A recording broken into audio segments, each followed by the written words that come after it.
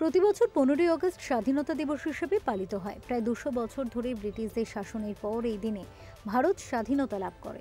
এই দিনে প্রধানমন্ত্রী জওহরলাল নেহেরু দিল্লির লাল কেল্লায় জাতীয় পতাকা উত্তোলন করেন এবং জাতির উদ্দেশ্যে ভাষণ দেন।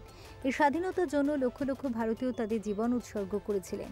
এবছরও দেশজুড়ে মহা জাঁকজমকের সঙ্গে স্বাধীনতা দিবস পালিত হবে।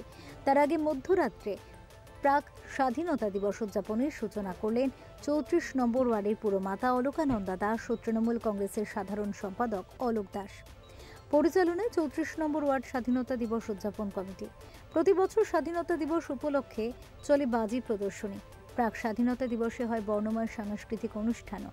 গুণীজন সংবর্ধনা থেকে একাধিক সামাজিক অনুষ্ঠানও করা হয় স্বাধীনতা দিবস উদযাপন উপলক্ষে। এবারের স্বাধীনতা দিবসের সাম্প্রদায়িক সম্প্রীতির পাশাপাশি বাংলা ভাষা ও বাঙালির গুরুত্ব দেওয়ার বার্তাকেও প্রাধান্য দিয়েছেন অলোক দাস এবং অলকানন্দা দাস। বাংলাতে একটাই বার্তা, মমতা ব্যানার্জির যে বার্তাটা সেটাই আমাদের বার্তা। বাংলা বাঙালি সম্মান নিয়ে বাঁচুক। বাংলা যেরকম টাকার নোটে আপনারা দেখেছেন, আগের থেকেও দেখেছেন, বাংলা 2 নম্বরে ছিল। বাংলাকে আমরা বাংলা ভাষাকে বলেছিলাম বাংলার মর্যাদা দেওয়ার জন্য, পশ্চিমবাংলাকে বাংলার উপর মর্যাদা দেওয়ার জন্য। ওরা কিছুতেই বাংলাকে পশ্চিমবাংলা ছেড়ে থাকতে ইচ্ছে না, কারণ ইংরাজিতে ওয়েস্ট বেঙ্গল লিখতে গেলে আমরা একদম লাস্ট ওয়ার্ডে চলে যাই।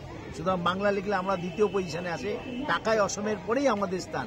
সুতরাং আমরা চিরজীবন প্রথম এবং দ্বিতীয় স্থানেই ছিলাম।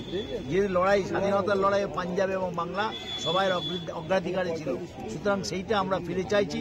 আর বাংলার মানুষকে যে অন্যায় অত্যাচার করে বাংলার বাইরে থেকে যে তাড়িয়ে দেওয়ার ব্যবস্থা করছে, এটা অন্যায়। এর ঘোরতর অন্যায়ের বিরুদ্ধে বাংলা ভাষীরা, বাংলা ভাষায় যারা আছে, সমস্ত বড় বড় নিচু স্তরের মানুষ থেকে একদম আইএস অফিসার, সবার ভিতরে একটা বাংলার অনুস্পন্দন কাজ করছে।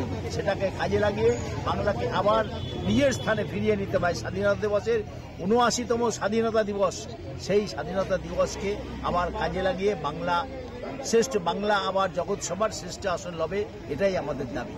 না, আমরা বাঙালি যে আছি, এই বাঙালিকে ইন্টারন্যাশনালি সেন্ট্রাল গভর্নমেন্ট সরকার, বিজেপি সরকার উঠে পড়ে লেগেছে বাঙালিদের পিছনে।